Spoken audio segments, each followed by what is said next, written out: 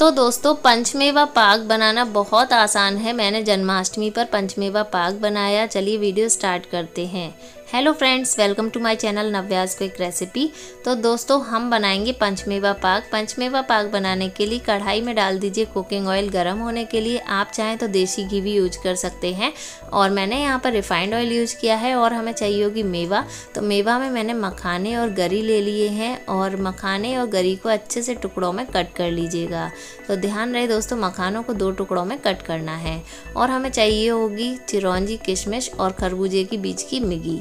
तो बस इतनी सारी हमें मेवा ले लेनी है।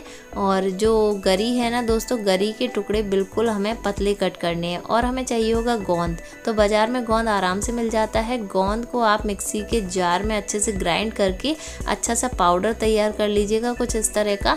और आप देख सकते हैं ये गरी के टुकड़े मैंने थोड़े से पतले स्लाइस कट किए हैं, यानी कि गरी को आप मोटे टुकड़ों में मत काटिएगा। जब पतले टुकड़े होंगे गरी के तो बहुत ही ज़्यादा टेस्टी पंचमेवा पाक बनकर तैयार होगा। अब ऑयल अच्छे से गर्म हो गया है तो सबसे पहले हम गरी के टुकड़ों को फ्राई कर लेंगे। ध्यान रखना दोस्तों, गरी के टुकड़ों को या जो भी मेवा आप फ्राई कर रहे हैं लो टू मीडियम फ्लेम पर ही फ्राई करिएगा, क्योंकि अगर आप हाई फ्लेम पर मेवा फ्राई करेंगे तो मेवा सारी जल जाएगी और कोई टेस्ट नहीं आएगा।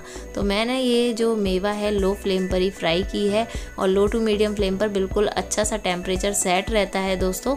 तो बस आप देख सकते हैं गरी का जब कलर अच्छा सा आना शुरू हो जाएगा तो आप इस स्टेज पर गरी के टुकड़ों को एक बड़े बर्तन में शिफ्ट कर लीजिएगा। तो मैंने बड़े बर्तन में स्टील की परात ली है, वो भी बड़ी वाली परात ली है दोस्तों। और बस इसमें मैं ये मेवा रखती जाऊंगी। तो गरी अच्छे से फ्राई हो चुकी है। अब बारी है मखानों की। तो मखानों को मैंने 2 टुकड़ों में कट करके अच्छे से मखानों को फ्राई कर लिया है। तो आप देख सकते हैं मखाने अच्छे से जब फ्राई होंगे ना दोस्तों, तभी मखाने का टेस्ट आएगा। और बस इस तरह से आप लगातार मखानों को चलाते रहिएगा। और जैसे ही मखाने का कलर अच्छा सा आना शुरू हो जाएगा तो मखानों को भी इसी परात में आप अच्छे से फैला दीजिएगा। ध्यान रहे दोस्तों, अलग अलग प्लेट नहीं लेनी है, केवल एक ही परात लेनी है, उसी में सारी मेवा हमें डालती जानी है।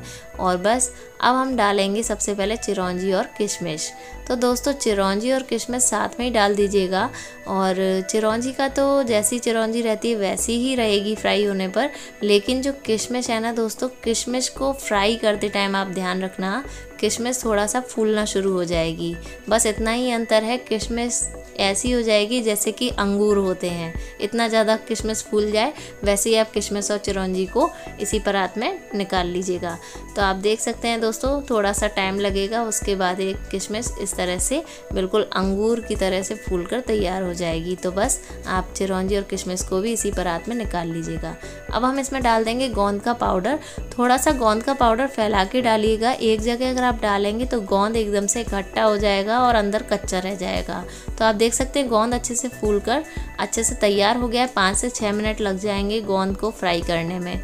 और बस आप इस गोंद को भी इसी परात में निकाल लीजिएगा। अब बारी है खरबूजे की बीज की मिगी की।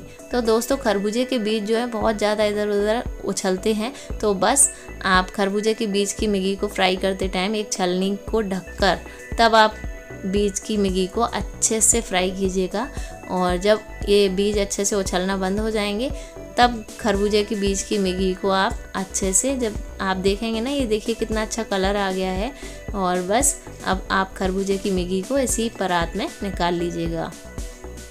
तो दोस्तों मेवा तो अच्छे से फ्राई हो चुकी है। चलिए अब बनाते हैं चाशनी। तो सेम कढ़ाई में मैंने पानी डाल दिया है, पानी को गर्म होने देंगे। पानी में उबाल आ जाएगा वैसे ही हम इसमें डाल देंगे चीनी। तो दोस्तों 2 तार की चाशनी बनानी है, क्योंकि पंचमेवा पाक के लिए 2 तार की चाशनी बनती है।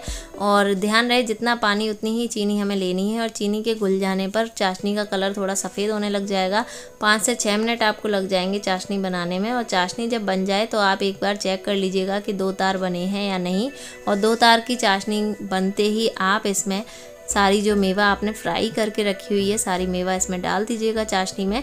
और थोड़ी सी 2 से 3 मिनट के लिए इसको अच्छे से चलाइएगा। उसके बाद गैस बंद कर दीजिएगा। और बस अब इस पूरी चाशनी वाली मेवा को आप इसी परात में अच्छे से फैलाकर सेट होने दीजिएगा। तो दोस्तों एक पूरी परात में ये मेवा नहीं आ रही थी, क्योंकि मुझे पतली लेयर की जो पंचमेवा पाक मुझे खाना होता है ना दोस्तों, थोड़ा पतली लेयर का अच्छा लगता है, यानी कि ज़्यादा मोटी लेयर की मिठाई नहीं अच्छी लगती दोस्तों। थोड़ी सी मिठाई पतली होनी चाहिए, जैसे काजू कतली होती है ना, सेम वैसे ही ये वाली मेवा भी मैंने सेट करने रख दी थी। तो ये पूरी एक परात में नहीं आ रही थी दोस्तों। तो फिर मैंने एक प्लेट और ली और फिर एक प्लेट में अलग जो पंचमेवा पाक है अलग सेट की। तो मैंने टोटल 2 बर्तनों में ये पंचमेवा पाक सेट की है दोस्तों। और बहुत ही बढ़िया तरीके से आप घर पर ये इतनी अच्छी मिठाई बना सकते हैं बिना किसी झंझट के। और बहुत आसान तरीका है दोस्तों, कुछ भी नहीं करना है आपको, केवल मेवा को फ्राई करनी है। और मेवा जैसी फ्राई हो जाए वैसे ही मेवा को चाशनी में डाल देना है। और 2 तार की चाशनी बनाकर जैसे आप मेवा उसमें डाल देंगे चाशनी में, फिर बस चाशनी वाली मेवा को आप सेट करने रख दीजिएगा बर्तनों में। और दोस्तों सबसे अच्छी बात ये है कि ये पंचमेवा पाक बनाने के लिए मैंने परात को और प्लेट को बिल्कुल भी ग्रीस नहीं किया है। नहीं तो क्या होता है कि आप अगर कोई मिठाई बनाते हैं तो सबसे पहले बर्तन को ग्रीस करते हैं, जिससे कि मिठाई अच्छे से सेट हो जाए। लेकिन इस पंचमेवा पाक में आपको कोई भी ग्रीस करने की ज़रूरत नहीं है, किसी भी बर्तन को आपको ग्रीस नहीं करना है, बस सीधे ऐसे ही इसमें सेट होने रख देना है मेवा को।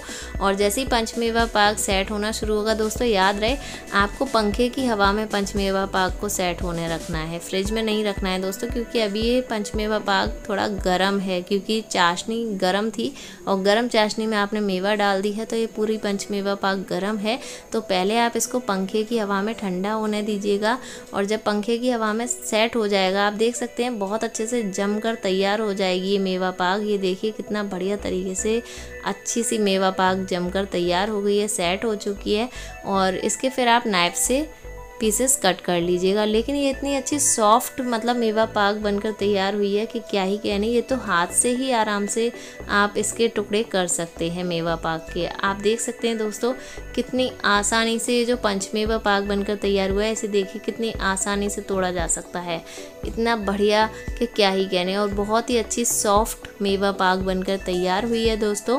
और आप इस रेसिपी को ज़रूर बनाइएगा। और फिर जब ये मेवा ठंडी हो जाएगी मेवा पाक, फिर मेवा पाक के टुकड़े करके मैंने ये स्टील के कैसरोल में ये मेवा पाक के टुकड़ों को फ्रिज में रख दिया था दोस्तों, जिससे कि मेवा ख़राब नहीं हो। और आप इस मेवा पाक को स्टोर करके भी रख सकते हैं, काफ़ी दिन तक इस मेवा पाक का कुछ भी नहीं ख़राब होता है। बहुत ही ट्रांसपेरेंट मेवा पाक बनी है, क्योंकि चाशनी बहुत ही परफेक्ट बनकर तैयार हुई थी दोस्तों। और आप देख सकते हैं दोस्तों ये जो पंचमेवा पाक है, इसमें सारी मेवा क्लियरली आपको दिखाई दे रही होगी, जैसे मखाने, गरी, चिरौंजी, किशमिश, ये बहुत ही बढ़िया बनकर तैयार हुई है। और ये सारे टुकड़े मैंने हाथ से ही किए हैं दोस्तों, मैंने नाइफ़ से नहीं किए हैं, यानी कि चाकू की सहायता से बिल्कुल भी नहीं किए हैं। और केवल हाथ से इसके जो टुकड़े हैं आराम से हम जैसे किटकैट खाते हैं ना चॉकलेट, सेम वैसी ही ये मिठाई बनकर तैयार हुई है दोस्तों। और आप इस रेसिपी को ज़रूर ट्राई कीजिएगा, यकीन मानिए दोस्तों बहुत ज़्यादा टेस्टी मिठाई बनकर तैयार होती है। और ये मिठाई हर साल जन्माष्टमी पर ही बनाई जाती है दोस्तों, और सभी को बहुत ज़्यादा बढ़िया लगती है। तो आप इसको रेसिपी को ज़रूर बनाइएगा। और आप प्लीज़ कमेंट करके बताइएगा कि आपको ये रेसिपी कैसी लगी, और आपके यहाँ जन्माष्टमी पर ये पंचमेवा पाक कैसे बनाया जाता है, प्लीज़ आप बताइएगा। और दोस्तों आप देख सकते हैं इस तरह से, ये देखिए कितना बढ़िया इसका जो टेक्सचर है ना मिठाई का, बहुत ही ज़्यादा बढ़िया था। और टेस्ट में भी बहुत ही अच्छी बनी है मिठाई। तो दोस्तों आपको ये वीडियो अच्छी लगी हो तो प्लीज़ इस वीडियो को एक लाइक ज़रूर कर दीजिएगा। और इस तरह की वीडियोस और शेयर करते रहेंगे दोस्तों। और मैंने चरणामृत भी बनाया था, तो चरणामृत की रेसिपी मैंने डिस्क्रिप्शन में दे दी है, आप चरणामृत की रेसिपी भी चेक कर सकते हैं दोस्तों। चरणामृत भी बहुत ज़्यादा टेस्टी बना था। और जन्माष्टमी पर ये जो पंचमेवा पाक बनता है बहुत ही बढ़िया लगता है दोस्तों। और इसकी जो रेसिपी है बहुत ही आसान है, मतलब इसमें कोई भी झंझट नहीं है बनाने में, बिल्कुल टाइम नहीं लगता है दोस्तों। बहुत आसानी से आप बना सकते हैं इस रेसिपी को। और इस पूरी रेसिपी में जो मेवा मैंने ली है, जैसे मखाने मैंने लिए हैं, वो मैंने केवल 100 ग्राम मखाने लिए हैं। 100 ग्राम मैंने ये जो गोंद है वो 100 ग्राम लिया है, और जो खरबूजे की मिगी है वो 50 ग्राम, चिरौंजी 50 ग्राम ली है, किशमिश 50 ग्राम ली है। मतलब क्वांटिटी मैंने ज़्यादा नहीं ली है दोस्तों। अगर आपको ज़्यादा मिठाई बनानी है तो आप फिर मेवा की क्वांटिटी भी बढ़ा दीजिएगा।